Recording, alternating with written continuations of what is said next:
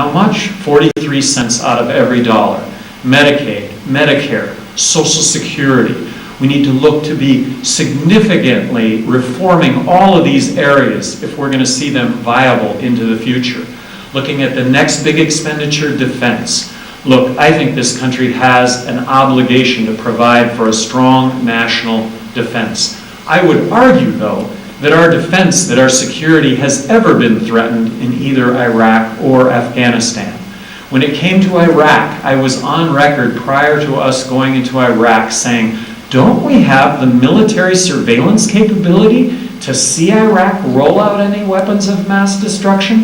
If that happens, can't we go in and have a surgical military strike to deal with that happening?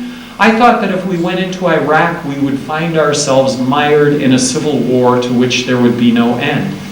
And Afghanistan, I got to tell you, initially, it was totally warranted. It was a military strike against Osama bin Laden and Al-Qaeda. But they're not there anymore, and we are now entering into our 10th year in Afghanistan.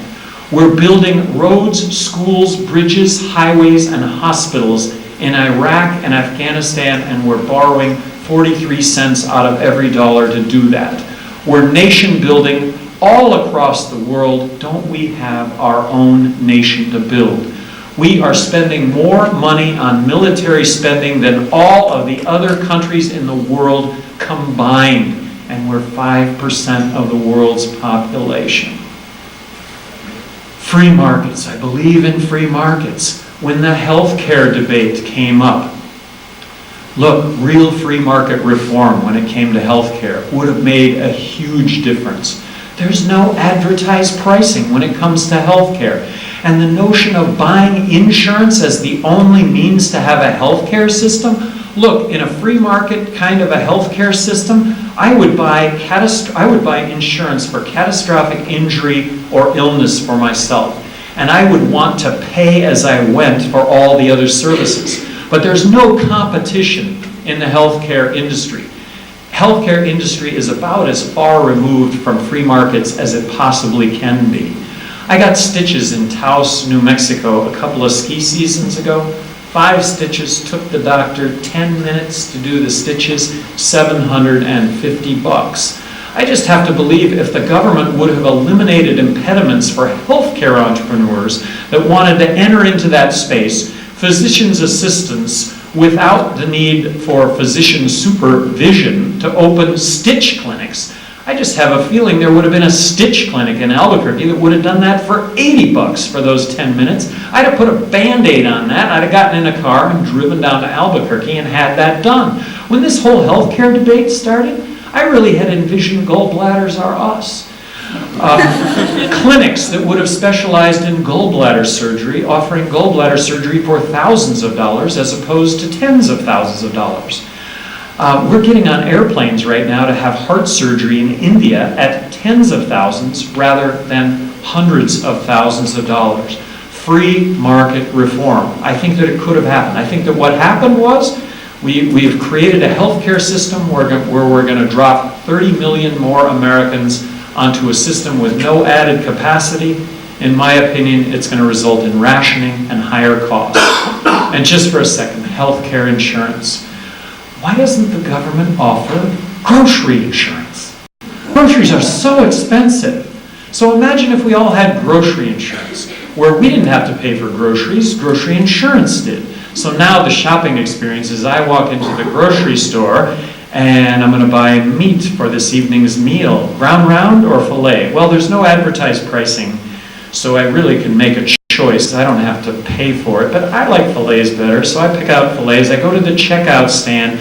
What has the grocery store owner done with prices? Well, he's jacked them out the roof because nobody pays for their groceries. Grocery insurance does. I think that's what we've been left with. Another really hot button issue of the day, immigration. You know, what are we spending and what are we getting? I think there are a couple of solutions to immigration, the problems that we're having right now with immigration. One is just make it easy to get a work visa. Make it easy for individuals that want to come into this country to work to get a work visa.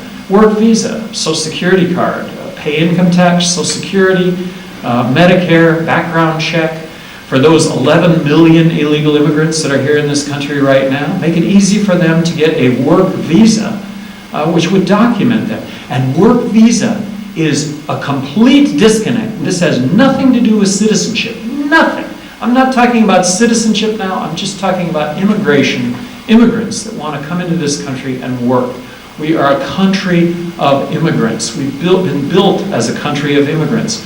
We're educating Indian engineers in this country, and because of our immigration policy, we're sending them back to India, where hundreds of them are starting up new businesses that are employing thousands, if not tens of thousands, if not a million Indians, that they could have started up those businesses in the United States instead of taking them back to India.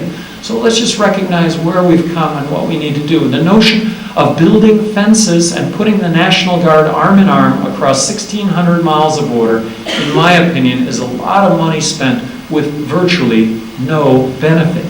And then legalize marijuana. When it comes to border violence, it's estimated that 75% of the border violence with the Mexican drug cartels is marijuana related. Take the money out of drugs. If Prop 19 passes in California, the Rand Corporation has estimated that marijuana will drop from $390 an ounce to $39 an ounce. That's taking the money out of marijuana. Why can't we connect the dots that 28,000 deaths south of the border has to do with the prohibition of drugs? Disputes that are being played out with guns rather than the courts. I'm here. I've got the invitation to be here. I really appreciate you taking the time here to listen to me. I would not be here today to tell you what I'm saying if, number one, I didn't think that it was important, that it needed to be said. Number two, if what I was saying was being said by anyone. It's not. I really think that this country really is at the precipice. I really think that we need to right the financial ship and get this country back to what it's always been, which is liberty and freedom and the personal responsibility that goes along with that. I really thank you for taking your time. You had other places that you could have been. It is Friday night and you're here. Wow, thank you. I applaud all of you on your advocacy. Paul talked about it. You're making a difference. You're making a difference by engaging people in logical, meaningful conversations that only you can engage these people in. We are at a tipping point on this issue nationally. Right now, 45% of Americans support legalizing marijuana. Statistically speaking, we are 2.5 years away from a tipping point. That tipping point being more than 50% of the population supporting this. People are way out in front of the politicians, and that's great. I applaud you on your advocacy, and I just urge you to continue your advocacy. I also would love to answer any questions, entertain any comments, any insults that any of you might have. Thank you.